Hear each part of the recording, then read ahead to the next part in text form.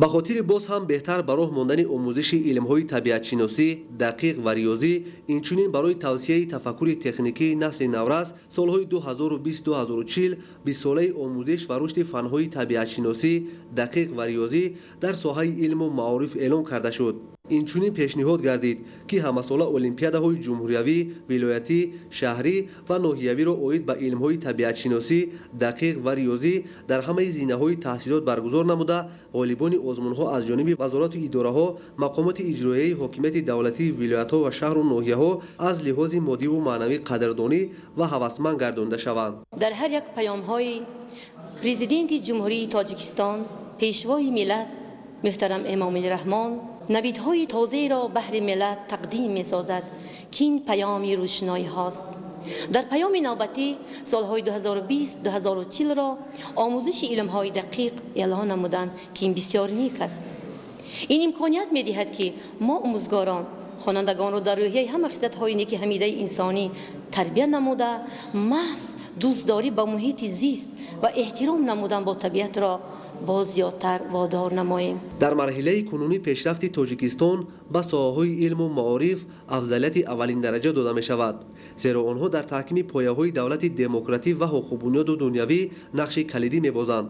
پیشوای ملت برای آینده رشد جمهوری تاجیکستان سخن‌های بغایت بزرگ گفته گذاشتند و ما معارفچیان را با یک دلی گرم با یک مهر و محبت زیاده سالهای 2020 تا سال 2040 یعنی سال آموزش فن‌های طبیعت‌شناسی دقیق و ریاضی اعلان گردید که ما از این یک روح بلند گردیدیم.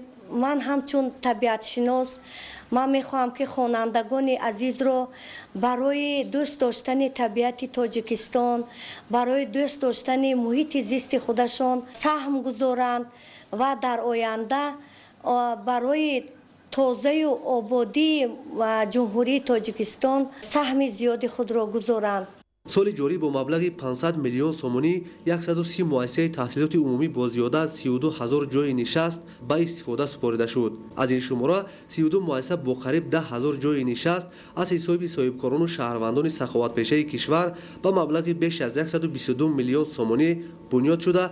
حصه آنها در ساختمان و تعمیر و از نوسازی مؤسسه‌های ساحه معارف و دیگر بخش‌ها روز به روز افزوده شده است. سال 2020 ساختمان 181 مؤسسه تحصیلات عمومی در حجم 900 میلیون سومانی با مهیا نمودن 54,000 جای نشست پیش بینی شده است. تا جشن 30 سالگی استقلالیت دولتی 128 مؤسسه تا مکتبی و 338 مؤسسه تحصیلات عمومی بنیاد گردیده در مجموع 1332 مؤسسه تعلیمی و تا مکتبی ترمیم و تجدید کرده می شود. علاوه بر این حال با سعی و کوشش صاحبکاران زیاده از 400 مؤسسه فرهنگی، 105 بیمارخانه و درمانگاه‌ها، 257 مرکز سلامتی و 467 بنگاه طبی بنیاد و تعمیر و از نوسازی شده است. نورعلی صفاالدین، اهل‌دین کریم، اخبار.